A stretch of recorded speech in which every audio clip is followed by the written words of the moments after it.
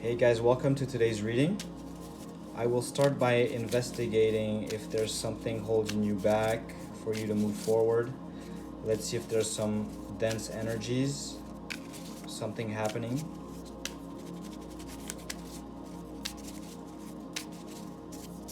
Okay.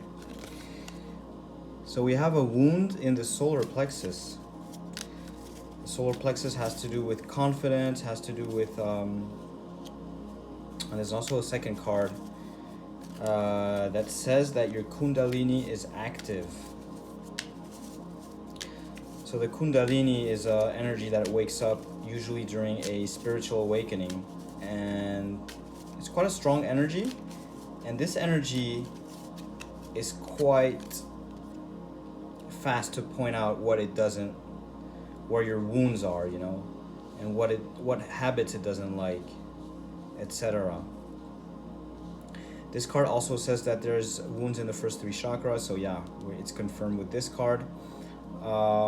There may be some additional wounds in the sacral and in your root chakra. You may be a starseed, which would explain why your Kundalini, or light worker as well, is active. You may have had a spiritual awakening recently, and it's hard for you to be fully grounded because you're a high vibrational being, and it's hard to be fully incarnated here in dense energy on Earth, and that often reflects in wounds in the first chakras for starseeds.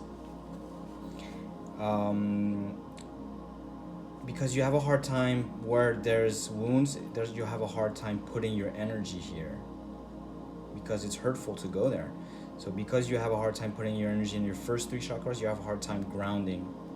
So there may be a need to go into nature to help you with the Kundalini, that is very powerful energy, and to facilitate the circulation of energy and to ground yourself. Maybe the wounds don't need to be investigated right now, but maybe I'm just getting like that walking in nature, spending some time in nature to discharge your energy into the ground, or walking without or just standing in grass without your shoes to let the energy circulate in your body from top to bottom. The way you're connected to your top chakras, to the celestial energies, it would be good to open up on the ground as well. Without your shoes is better, so you can create a connection with the earth, and that way the energy can circulate from top to bottom and can discharge into the ground. Okay, let's see what additional messages we can get.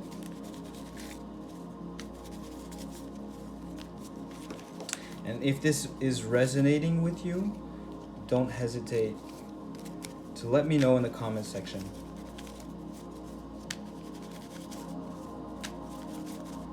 Let us know if you feel like your Kundalini is circulating, and is it hard for you?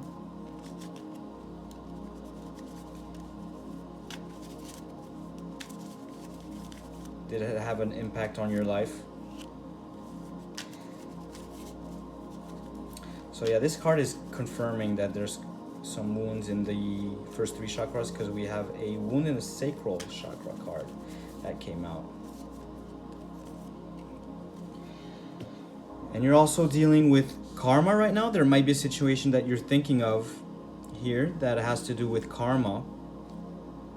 So there's quite a lot going on. Maybe you're in need of going to see a energetic healer or a shaman to investigate exactly what's happening, because there's a lot happening in your energetic body. Maybe there needs to be some investigations to see exactly what's at play. Maybe some of your wounds have to do with a past life situation. And there's a need to heal the inner child. So do something your inner child would love.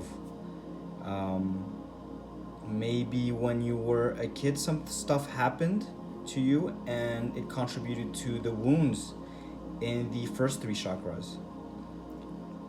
And a good way to work on your inner child is to do something. I'll take an example. For me, I used to love drawing when I was a kid, and as I became an adult, I stopped drawing because, you know, life here is complicated. You need to do things that there's a belief system that your family projects on you, and I didn't have my family was not at all into believing that art was a way to survive financially. So I don't blame them, you know, but it's just a belief system that I grew up with, and it when I became an adult, I totally stopped using my imagination. I stopped drawing, and later I discovered that I had some wounds and etc.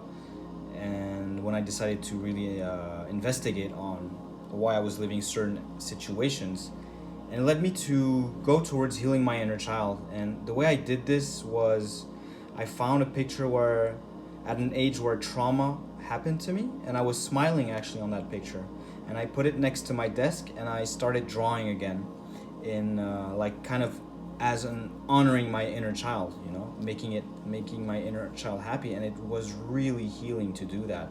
I did it for a couple of months, and I felt really the energy of my inner child inside of me, because your inner child is still in your energetic body, okay? It's still there.